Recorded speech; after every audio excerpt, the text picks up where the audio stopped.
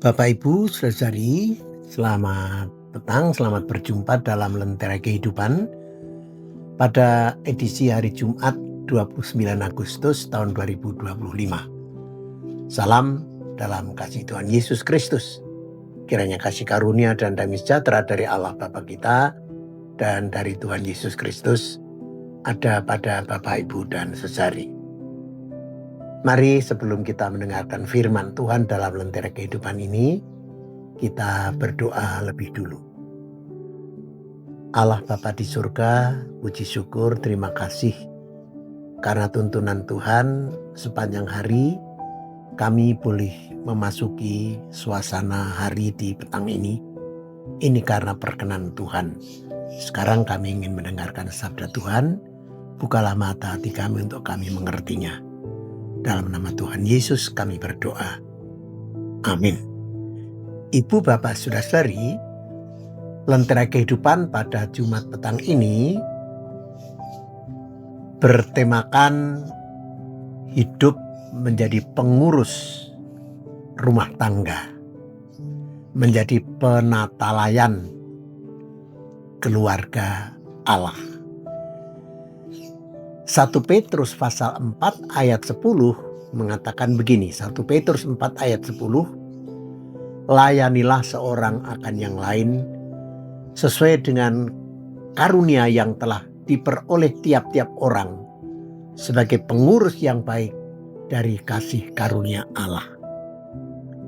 Bapak Ibu saudari, sudah tidak asing lagi bagi kita bahwa setiap keluarga ada kepala keluarga, bertanggung jawab atas segala urusan rumah tangga.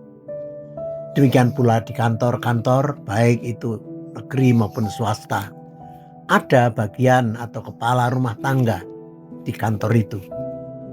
Tentu saja tugasnya adalah mengurus segala hal terkait dengan kerumah tanggaan, baik itu menyangkut personal orang-orangnya maupun tugas-tugasnya. Nah, analogi kepengurusan rumah tangga itu dalam surat Petrus menjadi gambaran bahwa gereja dan jemaat Tuhan sebagai satu komunitas iman wajib ditata, diatur secara manajerial sebaik-baiknya. Dalam tradisi gereja tertentu istilah itu, pengurus itu disebut sebagai penatalayanan. Nah, orang-orang tertentu disebut sebagai pengurus yang baik dari kasih karunia Allah. Penatalayan baik dari kasih karunia Allah. Ya, disebut sebagai penatalayan. Penatalayanan tidak sekedar urusan mengelola keuangan dan atau harta benda, melainkan hakikatnya semua urusan demi tercapainya tujuan dalam pelayanan kepada Tuhan. Sebab firman Tuhan di situ menyatakan pengurus kasih karunia Allah. Artinya bagaimana mengelola kehidupan tiap-tiap orang percaya atau orang Kristen supaya keimanannya semakin matang, semakin dewasa, lestari, bahkan makin kokoh. Bukan malah sebaliknya, melempem suam-suam kuku dan tidak menunjukkan perkembangan kedewasaan iman. Bukankah yang demikian itu juga menjadi peran kepala keluarga di setiap keluarga kita? Bagaimana kepengurusan atau penatalayanan itu dilaksanakan Bapak Ibu saudari? Firman Tuhan memberi petunjuk, layanilah seorang akan yang lain. Ternyata yang disebut pengurus atau penatalayan bukan sebatas 1-2 orang untuk melayani semua sesama. Bukan, melainkan setiap orang beriman adalah penatalayan, adalah pengurus kasih karunia Allah. Artinya setiap orang beriman saling memperlengkapi, saling melayani satu terhadap yang lain, sehingga tidak ada seorang pun yang terabaikan dan tercacar. Betapa leganya hati ini karena bisa melayani orang lain. Sabda hari ini Bapak Ibu saudari sesungguhnya memberikan makna kehidupan bagi kita. bahwa benar-benar kita tidak hidup seorang diri saja. Kita hidup dalam kebersamaan dengan orang-orang lain, dalam satu komunitas yang pasti setiap orang mendambakan hidup aman, damai, sejahtera. Terlebih-lebih untuk keluarga kita.